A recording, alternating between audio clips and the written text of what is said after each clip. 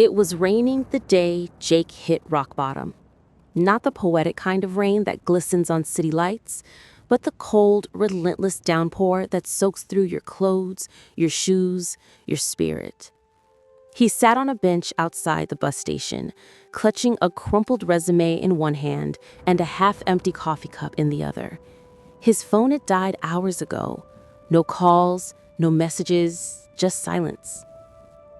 3 months ago, he'd been laid off from his marketing job, the same job he'd poured 6 years of his life into.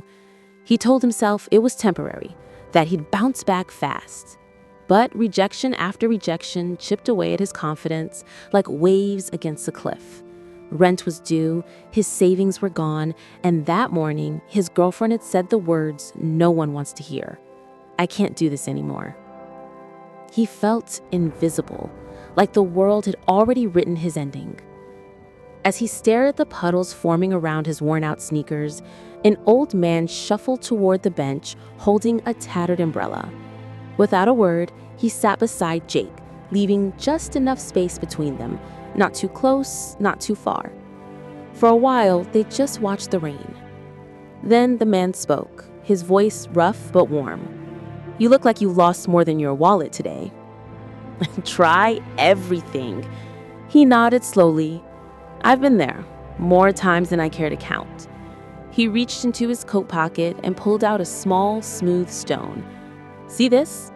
I carry it everywhere. Found it the day I decided to stop waiting for luck and start making my own." Jake frowned. "How do you make luck?" "By showing up," he said simply, "even when you don't feel like it, especially then."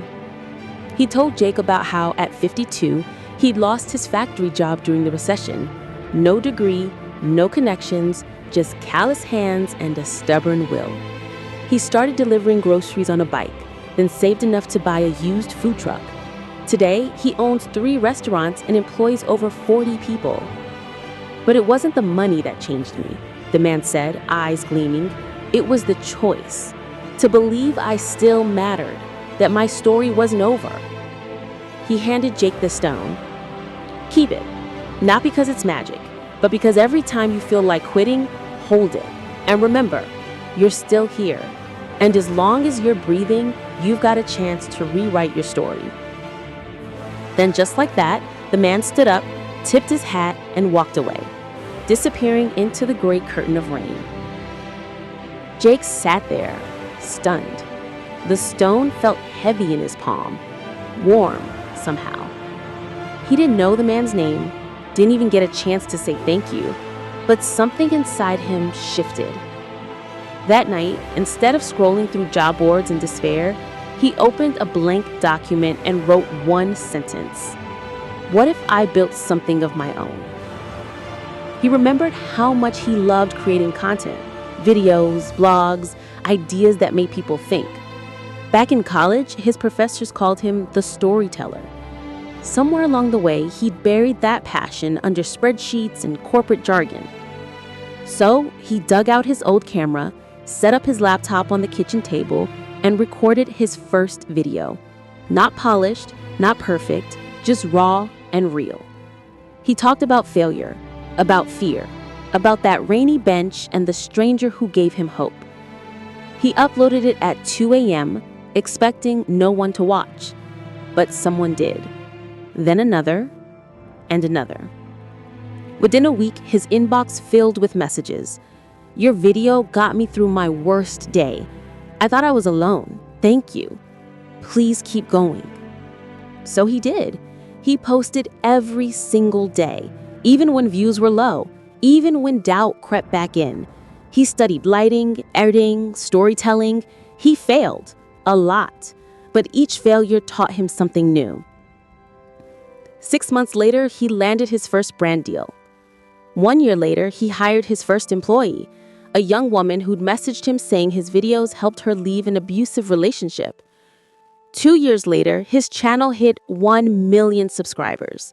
And every morning before hitting record, he holds that smooth stone in his hand. Because success isn't about never falling.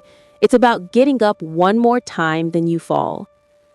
It's about believing, deep in your bones that your pain has purpose, your voice matters, and your story isn't finished yet. Maybe right now you're sitting on your own version of that rainy bench. Maybe you've been rejected, abandoned, or told you're not enough. Maybe you feel like giving up. But listen closely. The world doesn't need you to be perfect. It needs you to show up. Messy, scared, uncertain, and try anyway. Because someone out there is waiting for your light. Someone needs your story. Someone might just find hope in your courage. So don't quit. Don't hide. Don't let fear write your ending. Pick up your stone, press record, and begin again. Your comeback starts today.